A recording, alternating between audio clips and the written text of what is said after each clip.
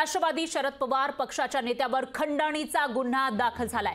NCP एसपीचा उत्तर मुंबई जिल्हाध्यक्ष विजय शिरोडकर फरार असल्याची माहिती आहे। तर कपडे विक्रेत्याकडून 85,000ची खंडणी मागितल्याचा आरोप आहे। बोरिवलीच्या जया टॉकीज परिसरामध्ये खंडणी वसुलीचा आरोप करण्यात आलाय।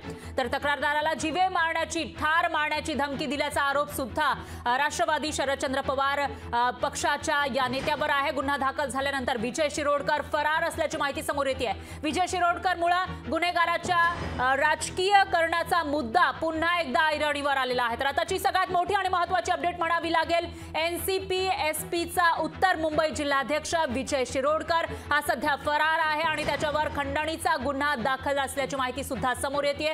दरम्यान कपडे विक्रेत्याकडून 85,000ची खंडणी मागितल्याचा आरोप विजय शिरोडकर यांच्यावर आहे। तर बोरिवली मधल्या जया टॉकीज परिसरामध्ये खंडणी वसुलीचा आरोप सुद्धा करण्यात आलेला आहे आणि विजय शिरोडकर ज्याच्यावर गुन्हा दाखल झाला आहे खंडणीचा, त्याचबरोबर जो आता फरार आहे तो विजय शिरोडकर राष्ट्रवादी शरद पवार गटाचे हे जे नेते आहेत त्यांच्यासोबत आणि आंदोलनामध्ये सुद्धा आपल्याला पाहायला मिळतोय हाच विजय शिरोडकर आहे जो सध्या फरार आहे।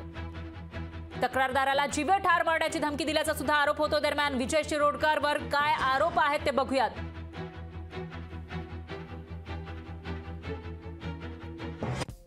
बोरिवलीच्या जया टॉकीज जवळ राहुल सिंग कपड्याचा व्यवसाय करतात। तर राहुल सिंग यांच्याकडे 85,000च्या खंडणीची मागणी विजय शिरोडकरनं केली होती असा आरोप करण्यात आलाय। विजय शिरोडकरला खंडणी देण्यास सिंग यांनी नकार दिला होता। तर खंडणी न दिल्यानं शिरोडकरनं तक्रारदाराला शिवीगाळ केल्याची सुद्धा माहिती आहे। त्याचबरोबर बोरिवली पोलीस ठाण्यामध्ये आरोपी विरुद्ध गुन्हा दाखल करण्यात आला आहे। फक्त शिवीगाळ दिली नाही तर ठार मारण्याची जीवे मारण्याची धमकी दिल्याचा आरोप सुद्धा विजय शिरोडकरवर आहे आणि विजय शिरोडकर हा शरद पवार गटाचा कार्यकर्ता आहे आणि मोठा नेता मुंबईतला असल्याची माहिती समोर येते आणि या विजय शिरोडकरवर गुन्हा दाखल झाला आहे खंडणीचा। त्याचबरोबर जीवे ठार मारण्याची धमकी दिल्याचाही आरोप आहे।